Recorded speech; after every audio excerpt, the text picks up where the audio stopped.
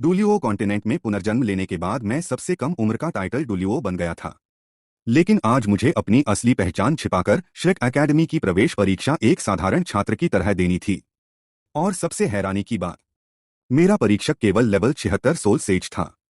मेरी बात सुनते ही दाई मुबई तुरंत सम्मान से झुक गया। योर मैजेस्टी, कृपया मेरे साथ आइए। लेकिन मैंने मुस्कुराते हुए सिर हिला दिया। नहीं, सब लोग साथ ही चलेंगे। इसका कारण भी साफ था। सिस्टम ने नया मिशन जारी किया था। अपने साथियों के साथ मिलकर झाओ वुजी के खिलाफ लड़ो और एक अगरबत्ती जलने तक उसके हमलों का सामना करो।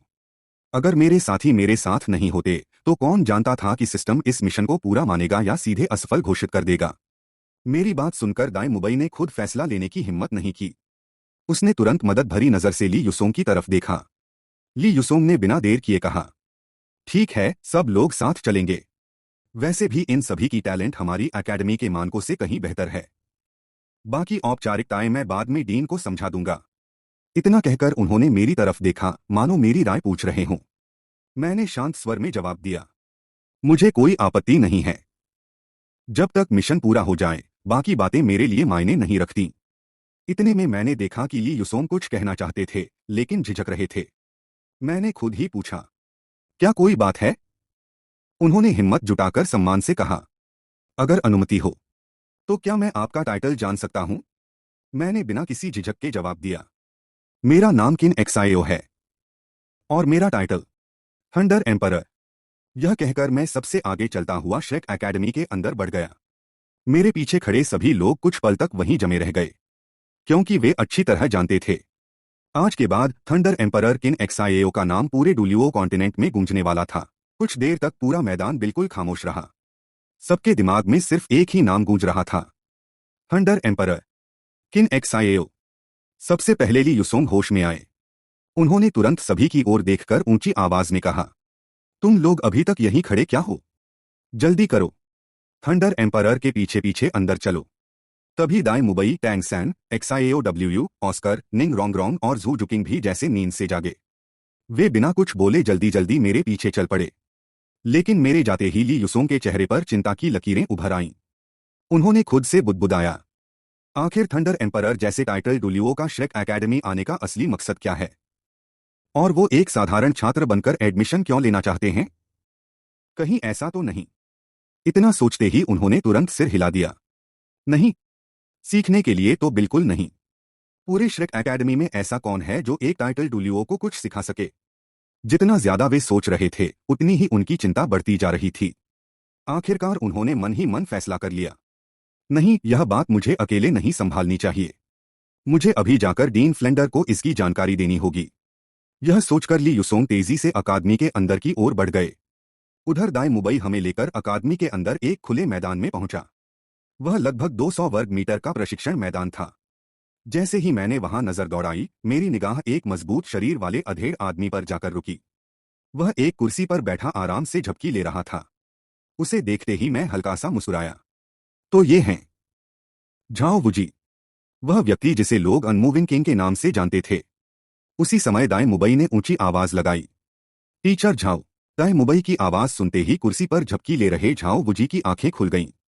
उन्होंने आलस से अंगड़ाई ली, फिर हमारी तरफ नजर डाली। लेकिन जैसे ही उन्होंने हमें देखा, उनके चेहरे पर हैरानी साफ दिखाई देने लगी। अरे, आज तो पूरे 5 लोग आखिरी परीक्षा तक पहुंच गए। कमाल है। वह हंसते हुए कुर्सी से उठ खड़े हुए। पिछले कई सालों से श्रेक एकेडमी में कोई नया छात्र आया ही नहीं। हर साल एडमिशन तो निकालते हैं, लेकिन ज्यादातर सिर्फ रजिस्ट्रेशन फी ही मिलती है। इतना कहते हुए वह पूरी तरह खड़े हो गए। उनकी लंबाई ज्यादा नहीं थी, लेकिन शरीर बेहद मजबूत और चौड़ा था। सिर्फ उन्हें देखकर ही एक भारी दबाव महसूस हो रहा था। उन्होंने दोनों हाथ पीछे बांधते हुए हमारी तरफ देखा। मेरा नाम झाओ वुजी है। मैं तुम्हारी आखिरी परीक्षा का परीक्षक हूं। अगर तुम मेरी परीक्षा पास कर लेते हो तो आज से श्रेक एकेडमी के आधिकारिक छात्र बन जाओगे। थोड़ा रुककर उनके चेहरे पर हल्की मुस्कान आई। लेकिन मेरी परीक्षा इतनी आसान नहीं होती। उन्होंने जमीन पर जोर से पैर मारा और बोले, परीक्षा का नियम बहुत सीधा है। तुम पांचों मिलकर मेरे खिलाफ लड़ोगे। अगर तुम लोग एक अगरबत्ती जलने तक मेरे सामने टिक गए तो तुम सब पास। लेकिन अगर उससे पहले मैं तुम सबको जमीन पर गिरा दूं तो बिना किसी बहाने के सबके सब बाहर। इतना कहते ही झाओ वुजी के चेहरे पर एक डरावनी मुस्कान फैल गई। उधर दाएं मुबई का चेहरा बदल गया। वह तुरंत आगे बढ़ा, मानो कुछ कहना चाहता हूं।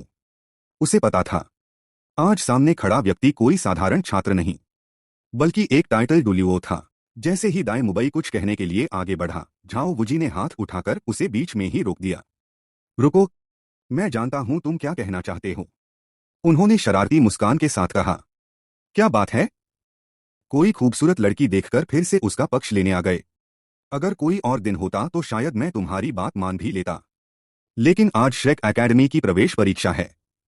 नियम नियम होते हैं, यहां किसी के लिए भी कोई छूट नहीं मिलेगी। झाओ वुजी को पूरा यकीन था कि दाएं मुबई सिर्फ निंग रोंगरोंग XIOW या झू जुकिंग की वजह से उसकी सिफारिश कर रहा है। दाएं मुबई ने मुंह खोला, लेकिन एक शब्द भी नहीं बोल पाया, क्योंकि उसी पल उसे अपनी पीठ पर एक ठंडी नजर का एहसास हुआ। बिना पीछे देखे ही वह समझ गया, वह नजर झू जुकिंग की थी। उसने तुरंत चुप रहना ही बेहतर समझा।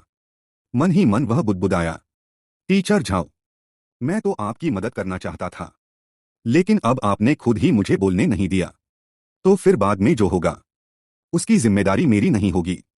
यह सोचकर दाएं मुबई चुपचाप एक तरफ जाकर खड़ा हो गया। उधर झाओ वुजी ने हमारी तरफ देखते हुए कहा, ठीक है, अब कोई चालाकी करने की कोशिश मत करना। मैं तुम्हें एक अगरबत्ती जलने जितना समय देता हूं। इस दौरान आपस में स्ट्रैटेजी बना लो। जैसे ही अगरबत्ती पूरी जल जाएगी, हमारी लड़ाई शुरू होगी। लेकिन अगले ही पल कुछ ऐसा हुआ जिसकी झाओ वुजी ने बिल्कुल भी उम्मीद नहीं की थी। कोई भी आपस में चर्चा करने नहीं लगा, बल्कि Tang San XIOW, Oscar, Ning Rongrong और झू जुकिंग, पांचों ने एक साथ मेरी तरफ देख लिया। ऐसा लग रहा था जैसे वे सभी मेरे फैसले का इंतजार कर रहे हों। यह देखकर झाओ वुजी पूरी तरह हैरान रह गया। ये उम्र में थोड़ा बड़ा लड़का, आखिर इसमें ऐसी क्या खास बात है कि बाकी सभी इसकी बात मान रहे हैं?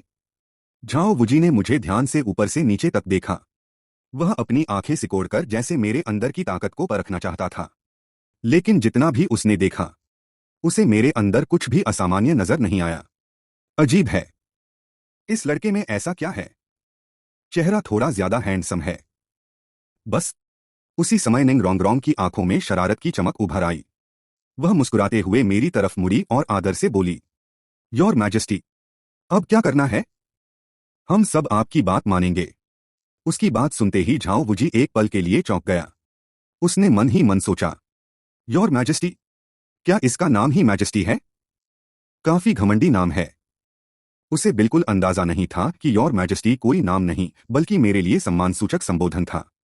मैंने शांत स्वर में कहा, तुम लोगों को कुछ करने की जरूरत नहीं है, बस यहीं खड़े रहो। बाकी सब मैं अकेला संभाल लूंगा। मेरे हिसाब से जैसे ही ये लोग मैदान में मेरे साथ खड़े हो गए थे, सिस्टम इन्हें मेरा साथी मान चुका था। अब मुझे बस एक अगरबत्ती जलने तक झाओ वुजी से लड़ना था।